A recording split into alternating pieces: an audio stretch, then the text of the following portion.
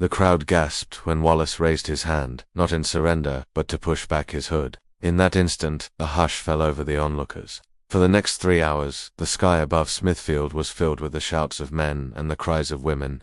Cheers and whistles echoed off the nearby church tower as Wallace and 3 of his companions bravely fought for their lives. Sir Simon de Burley, a veteran of the Crusades, duelled with 2 English knights, Andrew Moray, Lord of Bothwell, hacked and slashed until his sword broke, and John the Black de Wilton held off 5 attackers with nothing but his own hand. Only Wallace, his hands bound behind his back, watched helplessly as his friends fell. But when his turn came, his tormentors discovered something. They had underestimated the spirit of the Scottish Guardian.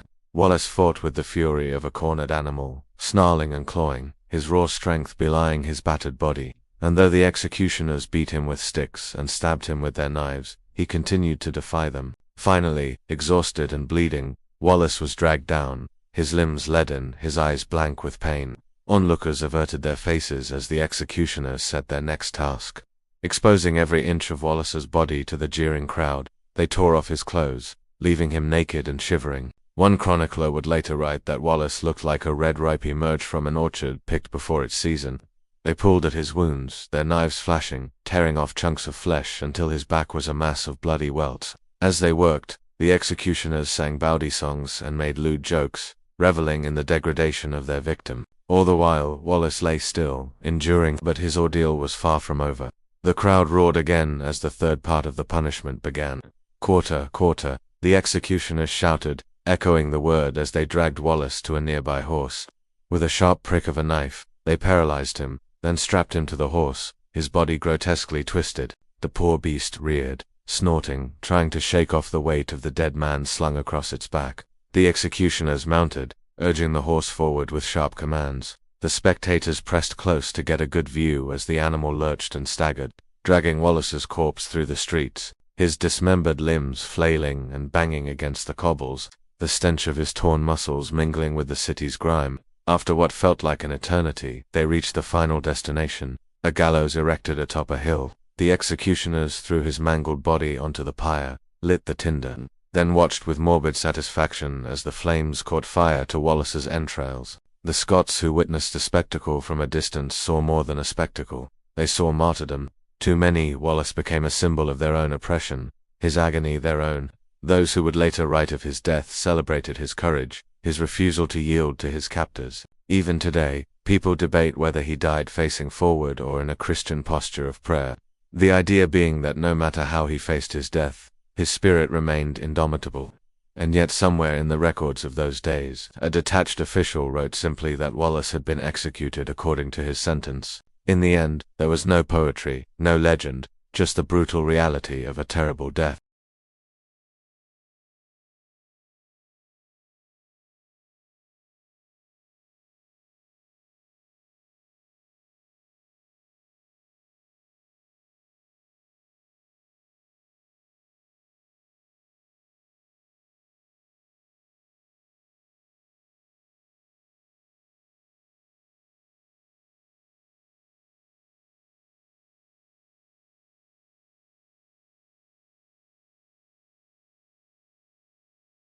At the appointed hour, the vast square before the formidable facade of Smithfield Market was teeming with an expectant crowd. Their gazes were locked on the imposing structure at the far end of the square, where a scaffold had been erected. It was not merely a scaffold.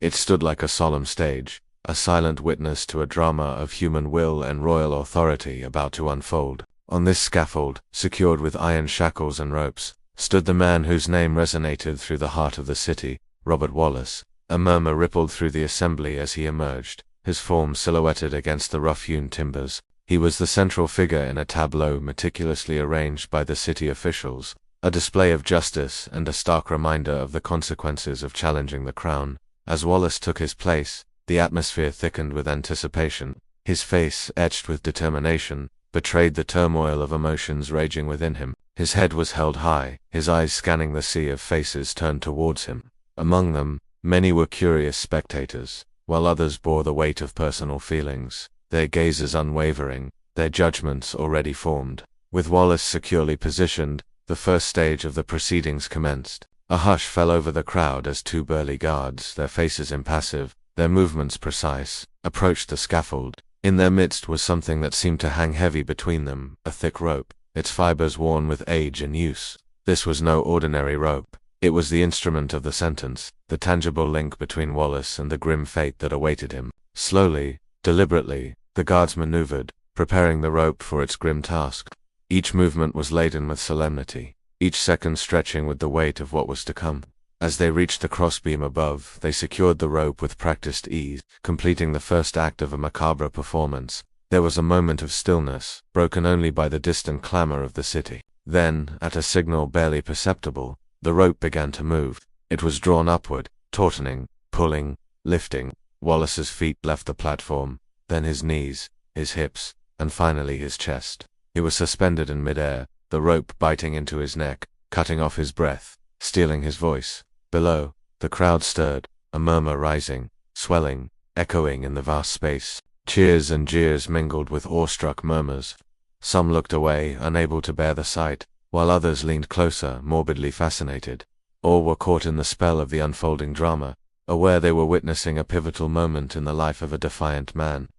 As the rope tightened, Wallace's struggle grew more pronounced, his feet kicking, his muscles straining. But slowly, inexorably, his movements became less vigorous, his breathing heavier, his eyes losing their earlier fire. And then, just as abruptly, everything changed. The rope was slackened, and Wallace, his face ashen, slumped to his knees. The cheers intensified, drowning out the sound of his labored breathing. The spectacle had reached its climax, at least for the moment. For those who orchestrated this public display, the first stage was concluded. But for Wallace, it was only a prelude, a brief interlude, before the next act in this grim drama began.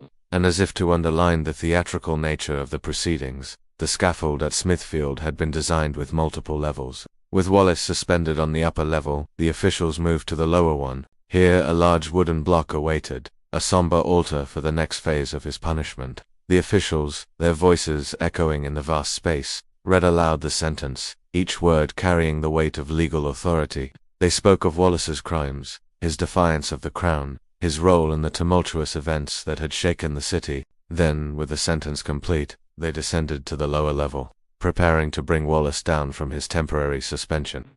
As they worked, their movements precise, their voices crisp and clear, Wallace remained suspended, his body swaying slightly. The scaffold, already slick with Wallace's blood, now seemed to breathe with the crowd's anticipation.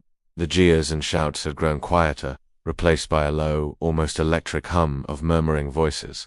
Everyone present knew that the most visceral moment was still to come, the part of the sentence that would tear away not only Wallace's life, but the symbolic seat of his courage. The executioner moved with an unhurried certainty, his leather jerkin darkened in places from the splatter of Wallace's life. He bent over the Scotsman's chest, the knife in his hand catching the thin August sunlight. Wallace's breathing was labored now, each inhale rattling in his chest. His skin was pale, slick with sweat, but his eyes still held that same defiant glint of fire that refused to be put out, even as his body was failing. The executioner pressed the blade just below the ribcage.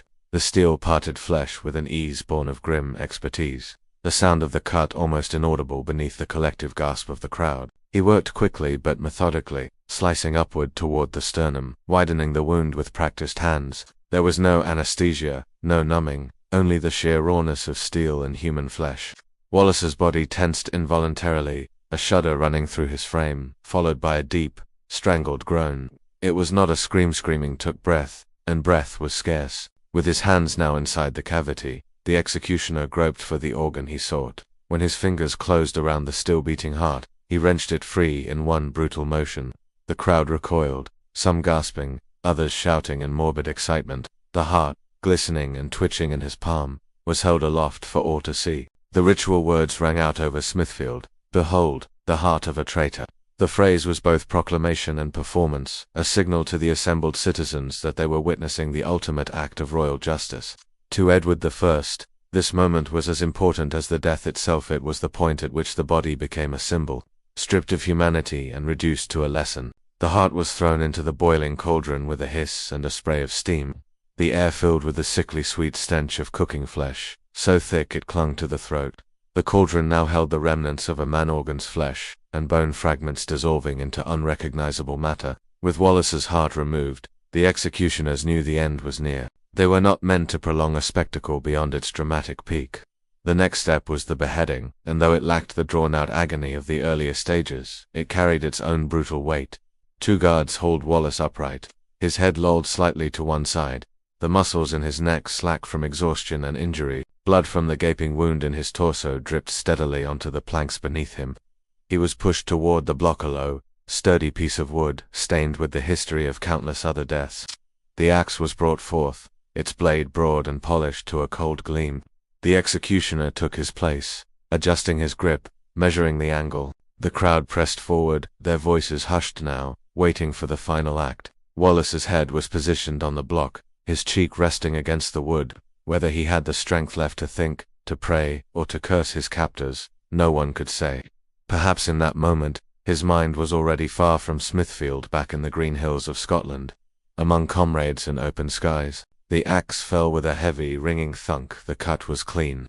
The head rolled into a waiting wicker basket, its eyes still half open, the mouth slightly parted, as if in the middle of a word that would never be spoken. For the crowd, the moment was both an ending and a beginning. The man was dead, but the ritual of displaying his remains was just beginning. Edward's justice did not stop at death, it extended into the realm of the dead, turning the corpse into a message that would travel far beyond London. The body was dragged to the side of the scaffold, where it was quickly quartered. Heavy cleavers hacked through joints, separating arms and legs from the torso. Each cut was accompanied by the dull crack of bone and the wet tearing of muscle. The limbs were wrapped in coarse cloth, each marked for a different destination. One arm would hang in Newcastle, another in Berwick. A leg would be sent to Stirling, the other to Perth. Each piece would be mounted in a public place, where the sight of it would serve as a constant, silent warning. The torso, now unrecognizable as belonging to the once mighty guardian of Scotland, was discarded with little ceremony. But the head was a trophy. It was placed on a long iron spike and carried through the streets in a grim procession. The people followed, shouting and jeering, though some walked in silence, uneasy at the spectacle. The spike was fixed above the south gate of London Bridge, where all who entered the city from the south would see it. Rain and wind would strip it over time, crows would pick at the soft tissue, and the sun would blacken the remaining skin. Months later, only the skull would remain, a bleached reminder of the king's reach. And yet, even as Edward believed he had destroyed his enemy utterly, the seeds of legend had already taken root. Wallace's story carried north by word of mouth, sung quietly in taverns, whispered in the halls of Scottish nobles would not fade. In killing the man so completely, Edward had made him immortal in another way.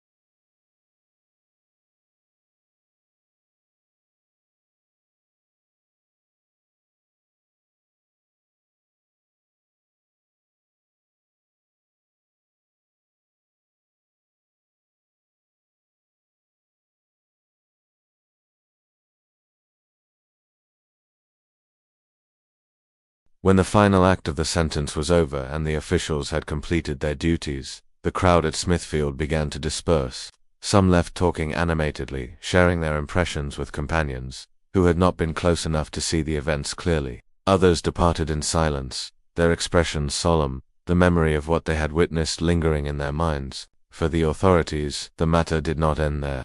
The conclusion of William Wallace's case was intended not as a single day's event, but as a lasting message to the entire realm of Edward I.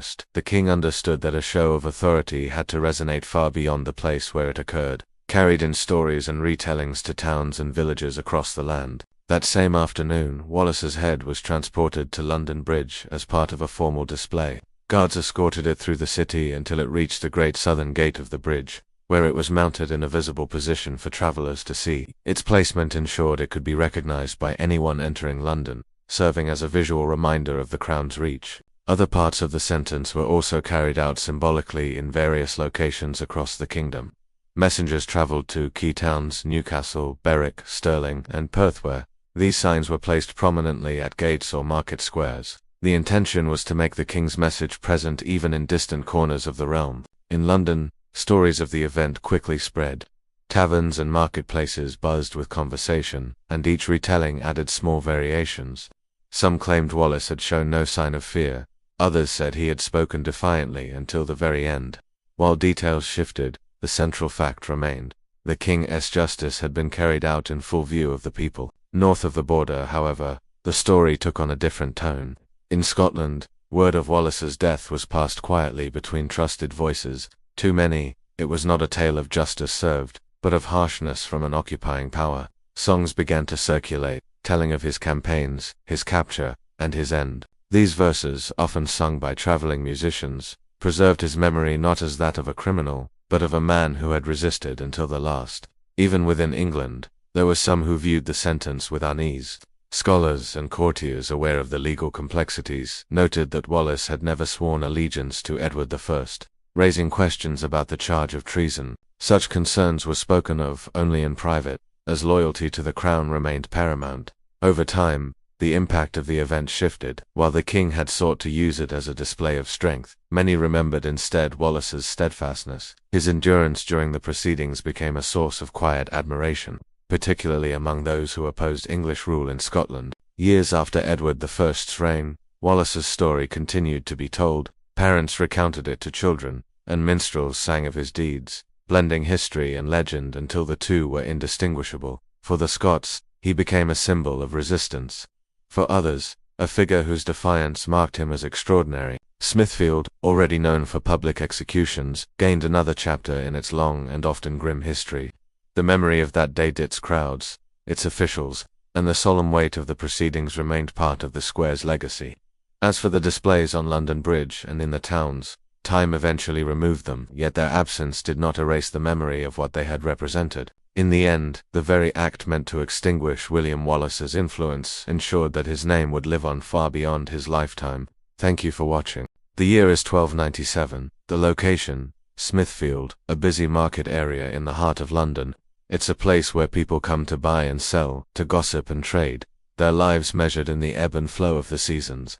But today, the atmosphere is thick with anticipation, a hush falling over the crowd gathered in front of the towering gallows. This isn't just another market day. Today, justice is being served, or rather, it will be, for the authorities have brought a prisoner to this spot, one whose crime against the king carries the ultimate penalty, the death penalty. The prisoner is William Wallace, a name that resonates through the ages, synonymous with courage and rebellion, a thorn in the side of the English monarchy. Wallace, along with his companion in arms, Andrew Moray, had led a rebellion against the English occupation of Scotland, a fight for freedom that had taken the English by surprise and forced them into a costly retreat. But victory has its price, and Wallace now stands accused of high treason, the ultimate betrayal. As he stands before the crowd, the indictment read out loud, the gravity of the situation sinks in. Treason, a crime against the very fabric of society, an attack on the authority of the king himself.